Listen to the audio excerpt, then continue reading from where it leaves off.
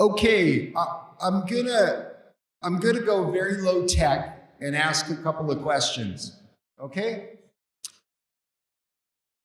Just by a show of hands, if you know somebody in the construction industry that has committed suicide, or you've worked with people that have committed suicide, please just raise your hand. Okay, so we've got a few hands raised. Secondly, by a show of hands, is this worth us focusing special attention on? Much better show of hands. And final question to you, is there something we can do to address this issue? Show of hands, yes or no? Yes, if your hands are up. So let's make it a priority. If somebody is not seeming right, if somebody is off, if somebody is apparently under a lot of stress, take a minute, talk to them. Okay. Hey, Lloyd. On that topic, there is a really nice presentation that was done at CII here this year, a couple of months ago. And it's on mental health. And there was a lot of good research went into it as well. But if you get a chance, it's free to watch. Go to the CII website and take a look at the conference events and this year's conference, and take some time to look through that, okay? Is this microphone working now? Hello? Oh, yeah, either way. I can use them both. When it comes to this issue as well, I encourage everybody to look up a technique called QPR. It is basically CPR training for mental health issues and awareness. And it's something that is being applied in the construction industry. And I just encourage you to, again, look up QPR to get some information on how you can help prevent this pandemic within our industry. So, one of the things that is mentioned is when you start thinking about the isolation involved, being away from your family, working under deadlines all the time, the construction industry has the second highest suicide rate. And that's scary. Oh, sorry. So I want to thank you for being here. I want to thank you for being here. We've got people from all over the globe.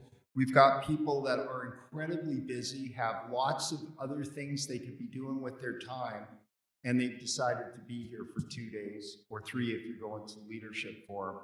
Just really want to say this event couldn't happen without you, without the speakers, without the sponsors. So thank you for coming. Our think tanks and our board, I thanked them yesterday, but one of the things that I wanted to say to you is the idea of the think tank is something that we've just started. And we've got the one on women in construction, we've got one on future leaders, we've got one on technology, applying technology in the field. But these think tanks, I think, are critical because we don't have to create a bunch of new stuff. In many cases, it already exists.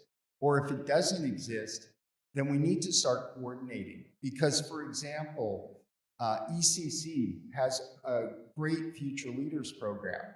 CII is working on developing a Future Leaders program, but we need to start talking to each other. We need to coordinate. We need to leverage our efforts. And that's what our think tanks are helping us do.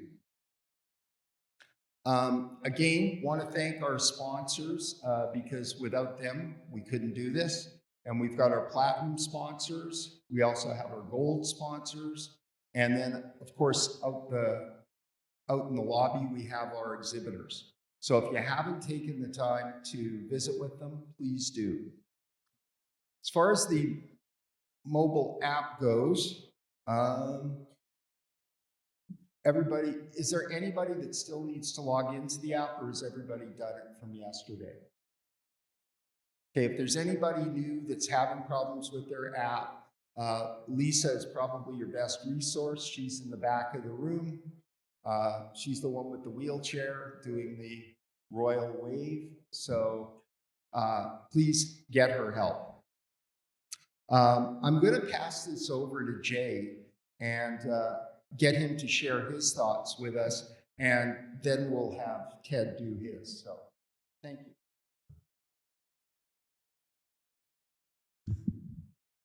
So if you didn't have mental health problems, you likely do because you've seen my ugly face up here for the last 2 days. So if you need help, let us know. All right. So yeah, we've got till 9:30. Okay. Let me go back. 9 o'clock. That's all. Oh, okay. All right. 9 o'clock. So I want to just kind of recap a little bit. The day was great yesterday. We'll talk about that in a minute and get some of your views on it. But I started opening yesterday with a little bit of a call to action, and that is, how can we, as an industry, make a digital transformation that allows us to implement projects and execute commission with as little support as we can, but yet at the same time integrates multiple technical solutions, using AWP as an enabler to do that, right? That's kind of the call I made. And I mentioned then that we couldn't get the AV working, so I want you to watch this little video and maybe you'll put it in perspective. So that was 1974. What happened I don't know what year he said, 2001, whatever it was, but that transformation from that time frame to where we are today, I think you can do your job from your phone, a lot of you, right? So I guess my thinking was, okay, here we are today. How do we take that next leap? And how long will it take us to get there? I don't think it'll take near 50 years. I think we can be much, much further along in just a matter of a few years. So at the end of today, we've got a future of construction session. It'll be the last session of the day, and we'll go in a little bit more, I think, at that point in time about some of the blockers. But I didn't get to talk to everyone in here, obviously, but I've talked to quite a few of you. What resonated with me yesterday, and the questions I got asked multiple times, was, what is blocking us? What are the blockers from technology? What's happening? What do you see happening? And my answer was really quick. I don't know if it's that simple or not, but it's culture for me. It's people. And at the same time, when I was having conversations, I don't know who it was with, but I thought about, how do we change that culture? Now there's culture, of course, at the executive vice president's level and those leadership levels, but there's also culture on the ground. And how do you enable and embolden people to do a better job? And I thought about something that I used to do when I was teaching in Shell Project Academy. And the story was like this. There was three workers, bricklayers, working in Rome. The project manager goes up to the first bricklayer, and he's mixing mortar. And he says, "How are you today? What are you doing?" He said, the guy looks at him and he's like, "Are you stupid? I'm mixing mortar." He said, "Okay, we'll do it safely. Have a good day." And he goes to the next bricklayer, doing the same job, but he's got a little bit of brick laid. And he says, "Well, how are you doing today? What are you doing?" He's like, "I'm sorry, it's pretty simple. I got a wall to build right here." And the guy says, "Okay, we'll do it safely." Go to the next guy down the way. It was a lady this time. And he says, "How you doing today? And what are you doing?" And she said, "I am a part of building the Roman Cathedral, one of the most iconic facilities that we have in Europe. And I'm just glad to be part of it. My family's excited. I enjoy coming to work." So you have three different people doing the same job who all have a different view of what their role is. So it doesn't matter if you're the pipe fitter, the insulator, the scaffolder. Your job was planned. Your job was has to be done before the next job can be done. So for you all in this room, from a leadership perspective, just because you may not think you're a part of the leadership of a forum or whatever, we can change the industry, and you're a part of it. So don't feel like you're not. And if you need a mentor or you need somebody to help you show your talents, because all of you have talent, and all you have is the ability to participate in moving this industry. And that's what we need to do. Okay? Thank you, Jay. And actually, I'm gonna carry on with that because there's a part of my career journey that I think only maybe a handful of you know in this room. But I am here because I did have a culture and environment where I felt enabled to execute change. And I started in this industry in 2001, spring of 2001, at the Southern Company as a contractor clerk in document services with absolutely no intention of staying. And you jump ahead 18 years, my journey at Southern Company, and I left as a portfolio manager for the Executive Vice President of Engineering and Construction Services, doing what they call performance improvement. And what I can say about that is that that initiative, that concept of performance improvement for me was day one at Southern Company. And I'm not going to go through the long story what that performance improvement was, but I'll tell the short story and say that from 2001 to 2004, I had no small hand in taking that document services organization and digitally enabling them. And we went from a purely paper-based process with an old, I'm not kidding, a mainframe system for storing metadata and a SQL 2 system that was built to maintain content. And we went completely to modernized systems, complete electronic drawing, routing, approval, and in a very short period of time. And it was from that experience that I had enough reputation to get into engineering, doing engineering data management and then asset lifecycle information management. And then, things budded from there, let's put it that way. So I'm a direct result of having a culture that supports people and their ideas for change, right? I had a few crazy ideas along the way that weren't supported, but that's okay. I want to also ask the same question that I did yesterday. Jay has very succinctly called for action, and I asked the question yesterday, and after 24 hours of thought, I'm going to ask it again. Who's ready to answer this call to action that Jay's just put before us? All right. That's something's happening at this conference because yesterday I just had to say it was a good response. Today I'm going to call that pretty great. So, Jay, I think we got a good starting point. The other thing I want to ask the audience, how many of you are enjoying the opportunities that this conference presents, namely in the area of networking? Is everybody enjoying themselves and engaging with our exhibitors and our sponsors and your colleagues? Yeah, I see most people smiling and having a good time, so that's great too. And the other question I want to ask is how many of you, though, have gotten something from yesterday that you will immediately bring back to your organization? All right, I'll just encourage you to do the same as we go through the sessions today. And I will leave you with one observation, because again, it's just me standing between you and the sessions here. And maybe we can do a little Q&A if we have some time, Jay. But I'm just going to mention one observation. I've known for several things in the industry. One of them is quote-unquote a technologist, even though I've never been in IT, always within business units. But I've been known as a technologist. And I've pushed technology, and it's been a part of my personal career success and the success of the organizations that I've worked for. I've noticed a pretty obvious sort of transition post-pandemic. And that is, I can remember 6 or 7 years ago talking about AWP, and in order to make people feel comfortable, having to say, oh, but you can deploy AWP and reap advantage without deploying new technology, right? And it wasn't just me saying that, it was several others saying, you don't need new technology to do AWP. It's best practice, it's a project execution methodology, and you don't have to deploy specific technology to do it. That was 6 or 7 years ago. You jump forward to today, and it's evidenced in the the discussions in this main room yesterday, but also in at least the breakouts I was in, a very heavy technology focus. In this industry post-pandemic, this community has gone from, I'm not sure about technology, to going, yeah, no, we recognize now that we need it. At least that's my feeling. And I'm just, by show of hands, how many of you would agree with that statement?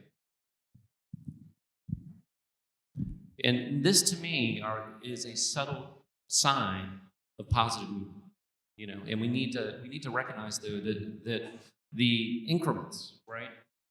As much as I have seen step changes, right? But most of the change is swell, right? And I feel like that technology swell has finally crashed on our shore, and it's exciting to me, and I hope it's exciting for you guys.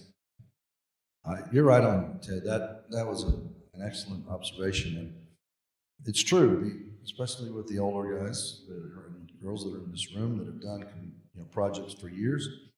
We've always had our yellow or green square paper, right? If you remember that, the pads with the little green squares on them. It's what we did everything on. We had our Excel spreadsheets. We could still do jobs like that. We can still do them today, but we can't be near as efficient. I think that's what we found. And I think we have to capture that net difference and that enabling benefit that technology brings and understand what it's really doing. Because the 2015 data from CII at 25% field productivity improvement and 10% return is way underestimated when we look at this with the technology included. Okay? You would agree with that? Everybody agree with that or not? Do they think it's not possible? Is that too high? Too low? Too high. No, not high enough. There you go. It isn't high enough. That's right. So yeah, we have 8 minutes, 9 minutes. What do y'all want to talk about? What happened yesterday? What was the key message for you that resonated? Anybody want to offer it? Lloyd's got a microphone there. He's got 2. This is not a shy crowd. No, come on. This is engaged. Oh, I see one. There's one. You can always count on Dan Canning to say something. It can't always be the folks up on the stage. Yeah, I think the biggest point for me yesterday was about, and I think everybody was talking about it, is that to do jobs better, it's about readiness.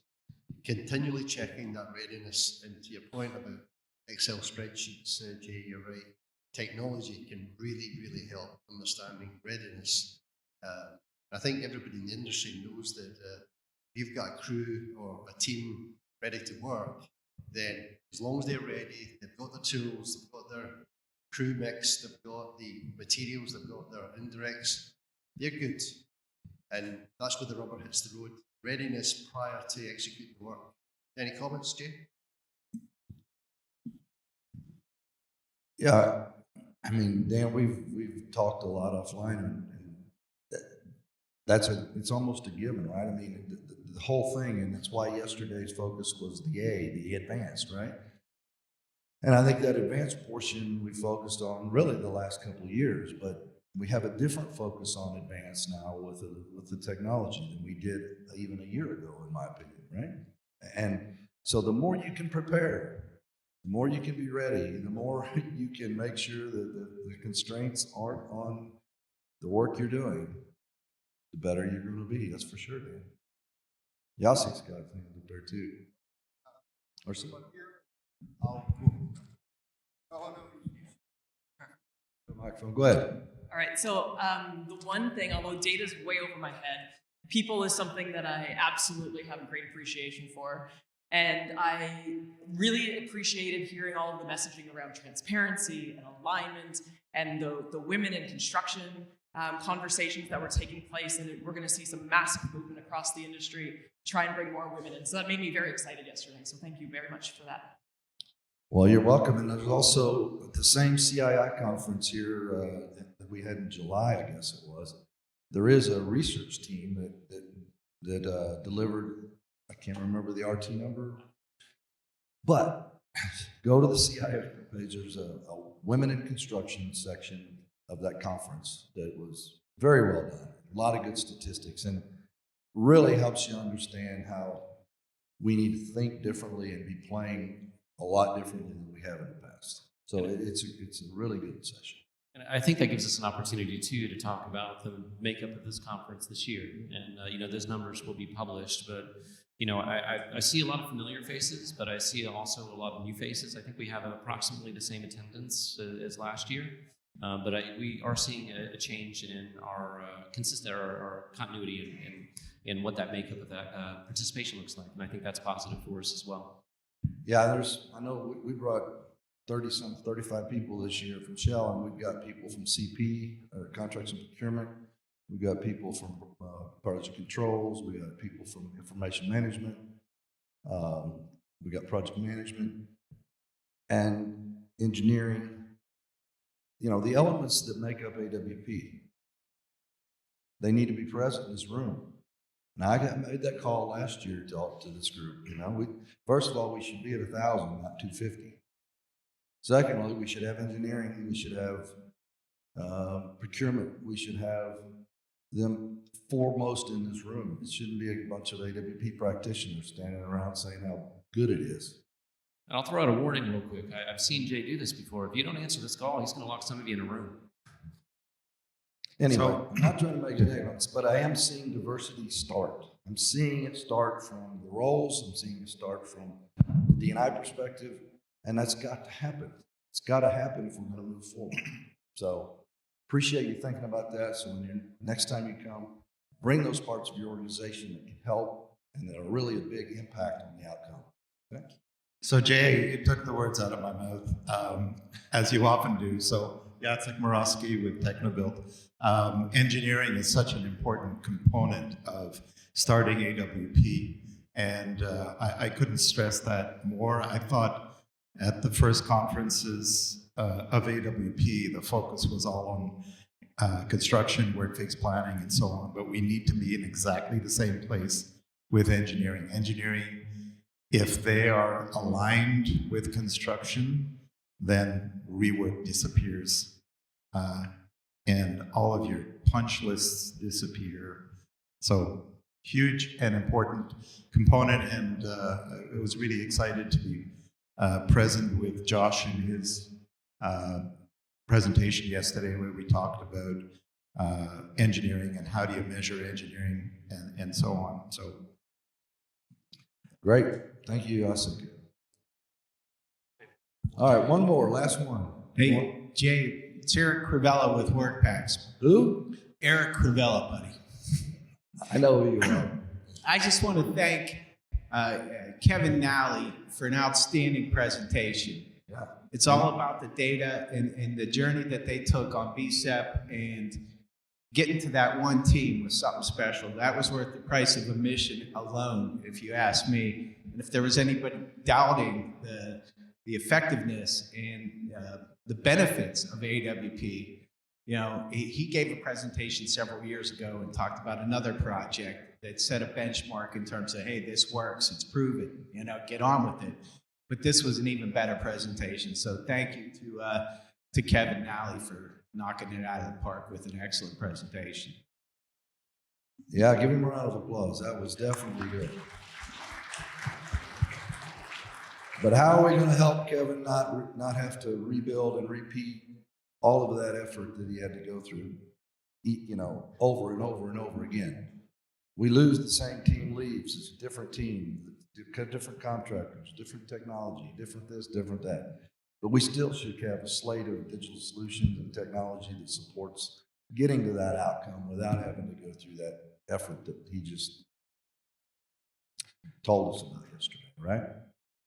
So we're out of time. Let's get on with this. Let's get some people up here doing some great things, and have a good day. Be safe. Talk to each other.